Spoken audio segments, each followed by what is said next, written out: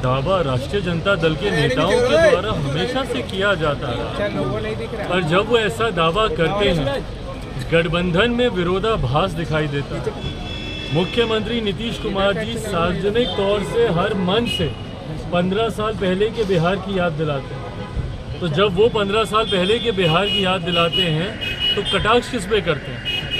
आदरणीय लालू जी, आदरणीय राबड़ी जी के शासनकाल की ही वो याद दिलाते हैं। और ऐसे ही राष्ट्रीय जनता दल के नेता जब ये दावा करते हैं कि जब तक तेजस्वी जी मुख्यमंत्री नहीं बनेंगे तब तक बिहार का सुधार नहीं होगा, तो वो निशाना जनता दल यूनाइटेड मुख्यमंत्री नीतीश कुमार जी पर साधते हैं। हकीकत है ये गठबंधन सिर्फ एक दूसरे की महत्वाकांक्षाओं को पूरा करने के लिए ही बना हुआ। इस गठबंधन में ना वैचारिक समानता है ना सिद्धांत है, सिर्फ एक दूसरे की महत्वाकांक्षाओं के लिए, एक दूसरे का लाभ लेने के लिए ये दोनों दल गठबंधन में है।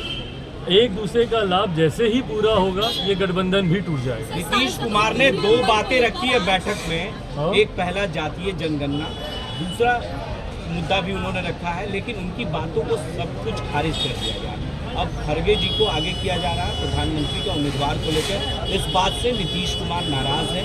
राहुल गांधी ने आज फोन भी किया है मनाने के लिए। मेरे मुख्यमंत्री ही नहीं सर इधर भी देखिए, बल्कि बिहार के नेताओं का दबदबा हमेशा से केंद्र की राजनीति में रहा है। बिहार एक ऐसा प्रदेश है जो न सिर्फ लोकतंत्र की जननी रहा, बल्कि पहले महामहिम राष्ट्रपति देने का काम भी बिहार की धरती से ही हुआ। और आज़ादी के बाद से अभी तक लेकर बड़े बड़े फैसलों में, राजनीतिक सरकारों के चयन में बिहार के नेताओं की एक अहम भूमिका रही है। ये बिहार का व्यवहार हमेशा से रहा। पर आज मुझे इस बात का अफसोस होता है कि बिहार के नेताओं, बिहार का नेतृत्व इतना कमज़ोर हो गया कि उनकी बातों को अहमियत तक नहीं दी जाती।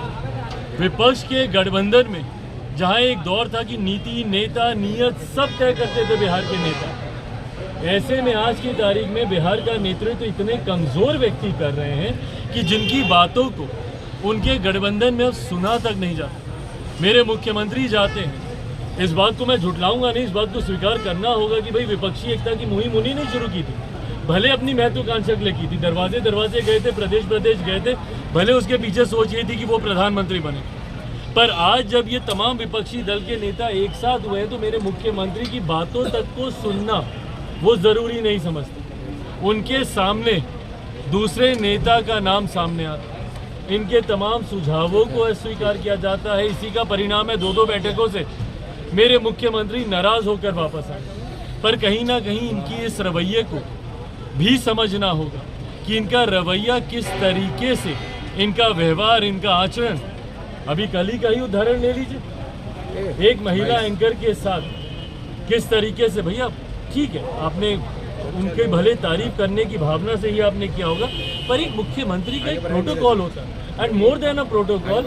इससे पहले तो हमने कभी नहीं देखा अपने मुख्यमंत्री को इस तरीके का आचरण करते हुए। इसको सामान्य हम लोग तब माने कि अगर निरंतरता में शुरू से मेरे मुख्यमंत्री का व्यवहार ऐसा ही रहता, आप लोगों से आते जाते हाथ मिलाते, मिलते, हंसी मजाक करते। पर आज जिस तरीके से मेरे मुख्यमंत्री का आचरण है वो कहीं से भी सामान्य तो नहीं, और यही कारण है कि अब इनके विपक्ष के घटक दल के नेता भी अब इनको गंभीरता से नहीं लेते, इनकी बातों को गंभीरता से नहीं लेते। और एक ऐसा व्यक्ति जिनकी बातों को ही गंभीरता से नहीं लिया जाए, वो हमारे देश, हमारे प्रदेश का वो नेतृत्व कर रहे, ये हमारे लिए चिंता की बात है। तो ऐसे में मुख्यमंत्री के सुझावों को भाई जब बिहार की जनता ने ही अस्वीकार कर दिया, जब बिहार की दूसरे के कृपा पे आज मुख्यमंत्री बने, जब बिहार की जनता ने ही इन्हें रिजेक्ट करके रखा, तो ऐसे में ना विपक्ष के नेता इनको स्वीकार करेंगे और देश की जनता